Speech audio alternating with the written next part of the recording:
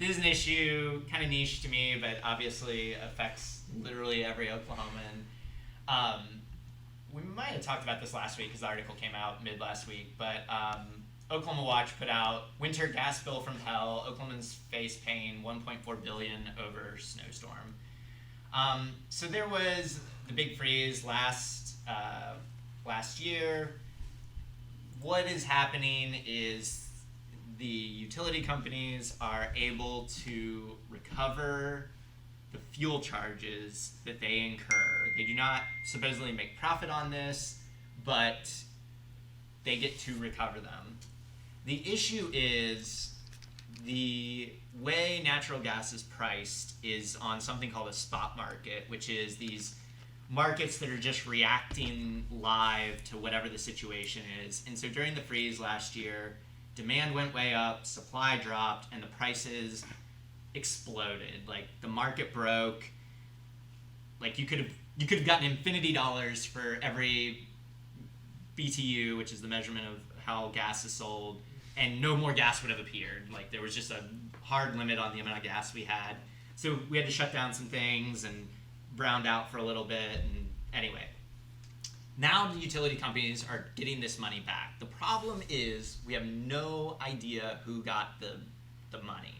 And there is a high probability that by any reasonable definition of this, it was self-dealing, because it was like OG&E, the electric utility, might have bought it from OG&E, the gas utility, and now they're claiming they didn't make a profit on it. Like, OG&E didn't, but ONG definitely did, because they got all these super high markup prices at the time.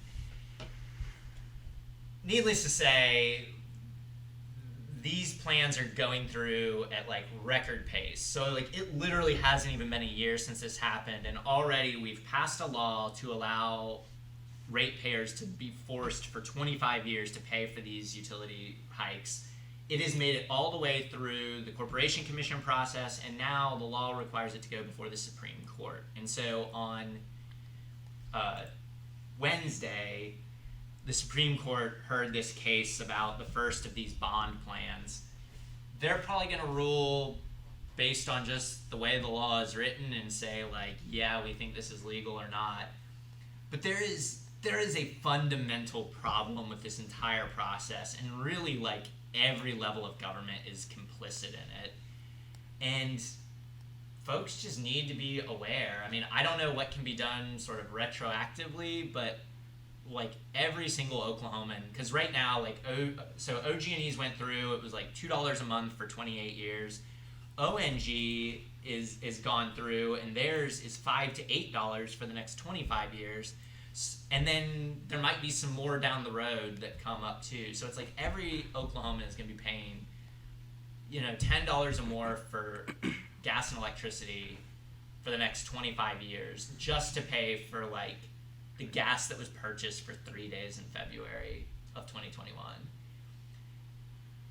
I don't know. Like, does that make sense? Like, as people, I know it's like it's a lot. It's a lot. It is a lot, but it's just like, long story short, the people of Oklahoma shouldn't have to pay for the shortcomings of our shitty infrastructure.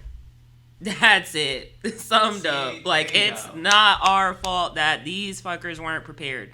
You should have been. You had plenty of opportunities to do, you still have plenty of opportunities to do preventative work to make sure this doesn't happen again, but what are you doing? So, NonDoc posted an editorial that I wrote about it, and that's really the central thesis of it, is like, one, we don't know who got paid. So I mean, there's this whole like, really, like, they could have broken the law. We have no idea, because nobody can say definitively who got paid. But the other thing is, we got nothing for it. It's like, if we had all paid this giant bond, and like in 3 days in February they weatherized the entire grid, I mean, you could say like, why didn't you do that before? Why didn't you do it for cheaper? Like, there'd be some arguments now, but at least we got something for it. In this case, we just overpaid for the gas for 3 days. Like, it's like, it's really crazy. And yeah, it's not our fault. Like, to me, that's the fundamental fairness question. Is like, we pay our bills every month. In fact, by law, Oklahomans have to pay their bills or they will come out and shut that shit off. Like, and I think it's interesting to note, like, this is kicking a hurt dog when it's down. When, you know, figuratively, the people in Oklahoma went through hell for weeks after that, trying to get the tree branches picked up. You know, I know that I actually was out of town in California when it happened, but when I got back, the pipes had burst at my house and I had to pay to stay at a hotel for 2 weeks. Like, everybody went through hell during that time, and now you want to charge what? Now you want to charge extra for your screw up, bro? Are you kidding? I mean, that's kind of the story of Oklahoma, but... Yeah, I mean, from what I've found, the same thing is happening in Texas as well, because, like, we all know, like, how terrible of a time that Texas power grid was dealing with that storm. They had never seen anything like that. Yeah, it's like one of the very obvious ways we do not want to be like Texas. And what's crazy is we didn't have, like, I mean, you know, people froze to death in Texas. I mean, they lost their lives during the cold.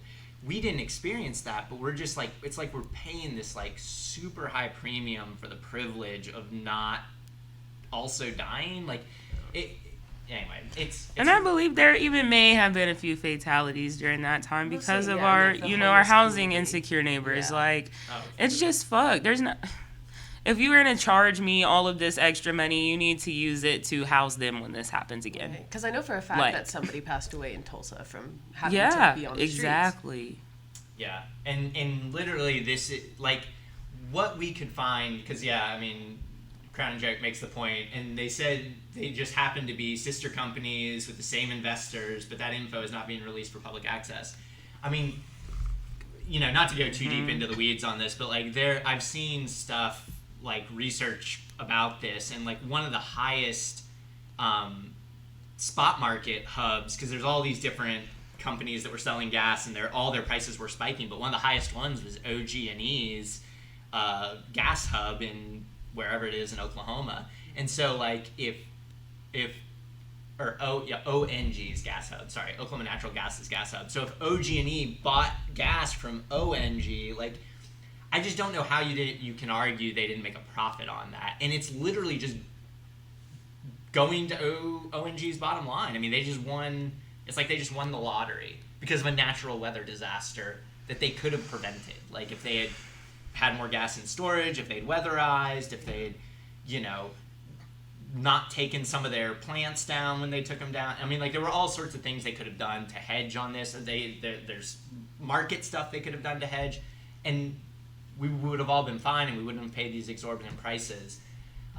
So anyway, it's really terrible, and unfortunately, like I said, everyone's kind of complicit in it. I mean, the legislature passed the law, the state administration didn't do jack.